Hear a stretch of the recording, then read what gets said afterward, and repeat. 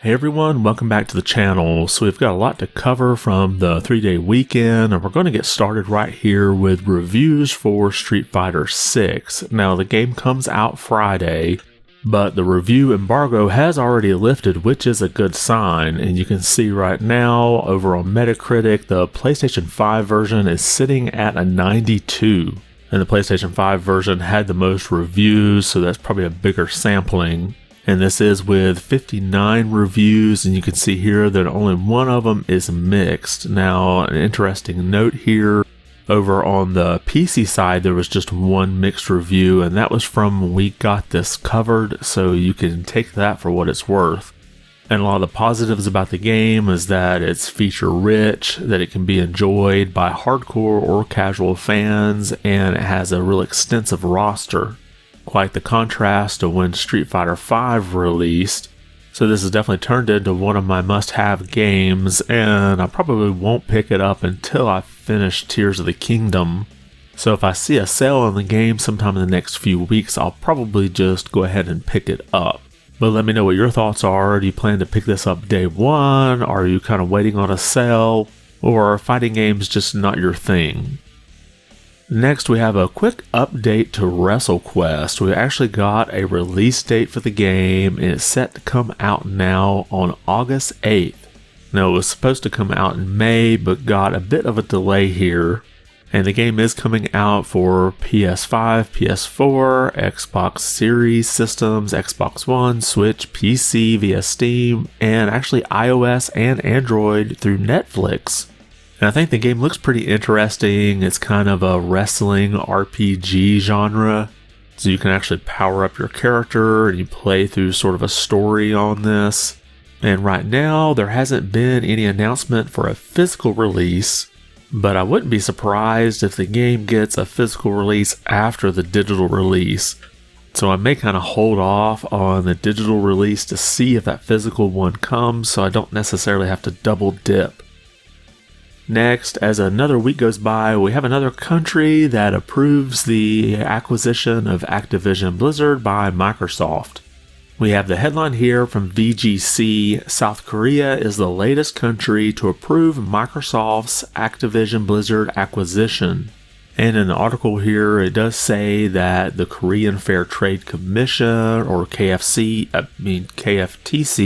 says that it has unconditionally cleared the deal, saying that it has no concerns about the potential restriction of competition if Blizzard games are made exclusive. Now you may wonder why they have no concerns if those games would become exclusive, and that's because the popularity of Activision Blizzard games is fairly low in South Korea.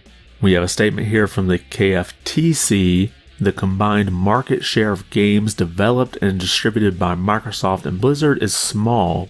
The popularity of Blizzard's major games in Korea is not as high as overseas, and there are a number of popular game developers that competitors can deal with alternatively, so there's no possibility of foreclosure to exclude competing game service companies. So again, good news for this acquisition deal. And I believe Microsoft has already submitted their appeal to the CMA over in the UK, but I don't have a whole lot of hopes that they'll change their mind. But maybe if more and more countries continue to clear it, maybe they might think, well, we don't really look the best being the only one to not approve it. And next we have a bit of emulation news. See, late last week we got news that Nintendo had moved to block the GameCube and Wii emulator Dolphin from Steam. Now there was some confusion over the initial reports, but over the weekend we had a comment from Nintendo as well as updated information as to what actually happened. And again, we have a headline here from VGC. Nintendo explains its decision to block Dolphin's Steam release, saying it stifles innovation. Now, the emulator hadn't actually been released to Steam yet, but it had been announced to be coming.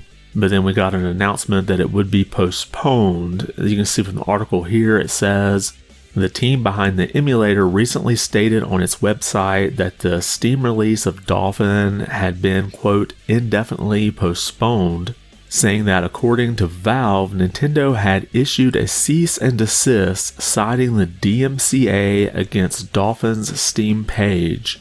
Now, from my understanding, a cease and desist isn't a legally binding order, but it could indicate that Nintendo could take legal action if Valve was not to comply. Now, the issue in question here isn't about emulation in general. Emulation, when done right, is legal as long as you don't use copyrighted code, so things like the system's BIOS can't be included in the emulator.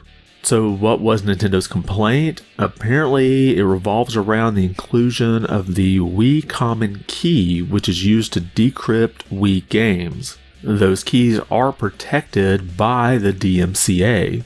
So what did Nintendo say their reasoning was for issuing the cease and desist? Well, they actually gave a statement to Kotaku, and you can see that here. Nintendo is committed to protecting the hard work and creativity of video game engineers and developers.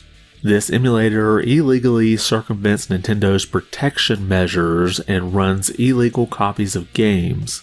Using illegal emulators or illegal copies of games harms development and ultimately stifles innovation.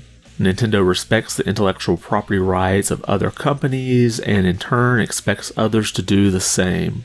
Now, you can still download Dolphin from the developer's website, it just won't be as easily accessible as it would be if it was on Steam.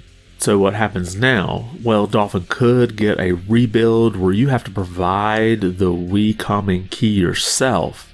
However, I do have to wonder if Valve will allow Dolphin on the store at all at this point. And since they've already received a cease and desist, even if adjustments are made to Dolphin, I'm not sure how eager they'll be to have it on Steam. So what are your thoughts on this? Do you think Dolphin should be allowed back on Steam if they make adjustments to it? Or do you think they may have already blown their chance? Next, last week, Xseed Games had a showcase and there were a couple of notable announcements for some familiar series. First, we have two new Rune Factory games. We have what's tentatively titled Rune Factory Project Dragon. Now, this is supposed to be a spin-off game, and it's supposed to take place in the Eastern lands that are talked about throughout the Rune Factory series. And the game is supposed to have a new Japanese aesthetic to it. And then we also had Rune Factory 6 announced, but all we have here is just this title card. But we do know this is supposed to take place on the western continent of Adonia. Now, both of these games are under development and the platforms and release dates haven't been revealed just yet. Although I would say it's safe to say that the Project Dragon spinoff will probably come out first since we have some actual trailer footage here. So I would imagine we'll either see it late this year or maybe sometime next year. And then Rune Factory 6, it may be 2 years out before we see that game get released.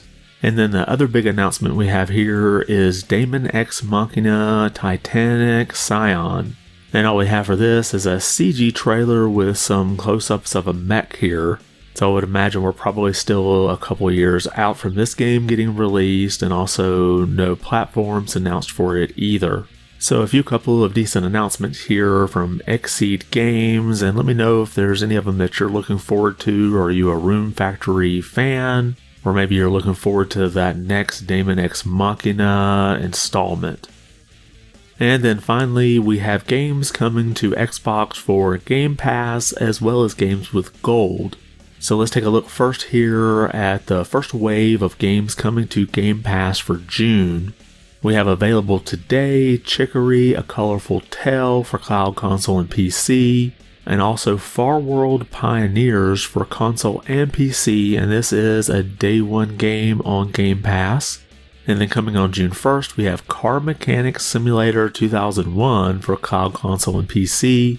Then we also have Slayers X Terminal Aftermath Vengeance of the Slayer for cloud, console, and PC, and this is again a day one on Game Pass. Then we also have The Big Con for cloud, console, and PC.